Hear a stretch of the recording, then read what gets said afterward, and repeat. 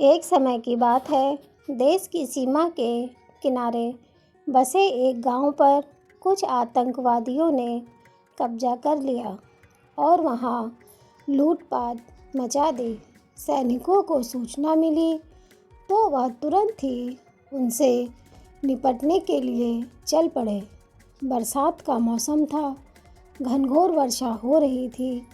इसके कारण छोटे छोटे ताल तलैया भी खूब विशालकाय नजर आ रहे थे।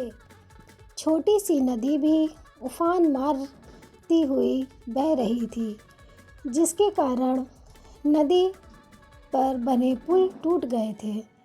सैनिकों को वह नदी पार करनी थी, मगर पार कैसे करते? सैनिकों ने सोचा, कई प्रकार की युक्तियां लगाई, किंतु वह नदी पार करने में असमर्थ रहे। सैनिकों ने देखा कि पास में एक झोपड़ी है, उससे सहायता मांगी जाए। सैनिक उस झोपड़ी में गए। उस झोपड़ी में एक महिला रहती थी, जो दिन भर कार्य करती थी और अपनी झोपड़ी में रहती थी। उस महिला के पास अन्य कोई साधन या घर नहीं था। सैनिकों ने जब बात बताई कि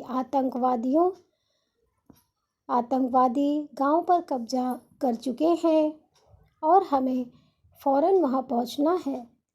इसके लिए यह नदी पार करने के लिए कुछ लकड़ियों की हमें आवश्यकता होगी, जिसके कारण हम नदी को पार कर पाएंगे।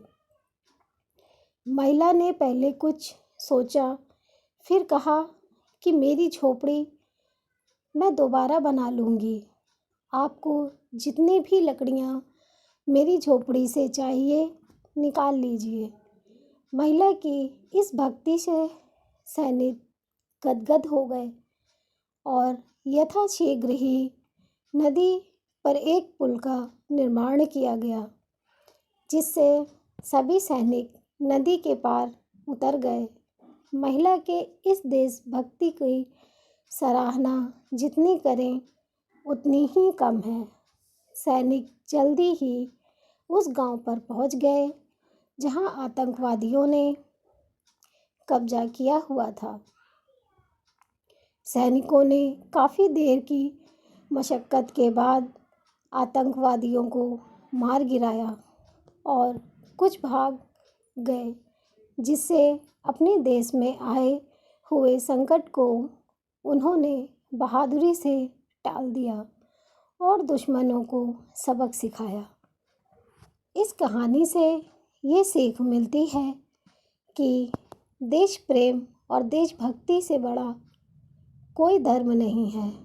देश है तो हम हैं, ऐसा मानकर देश की सेवा करनी चाहिए। अगर व्यक्ति को देशभक्ति का मौका मिले तो उसे ज़रूर अपना देश प्रेम दिखाना चाहिए। यही सर्वथा उचित है और धर्म भी यही है।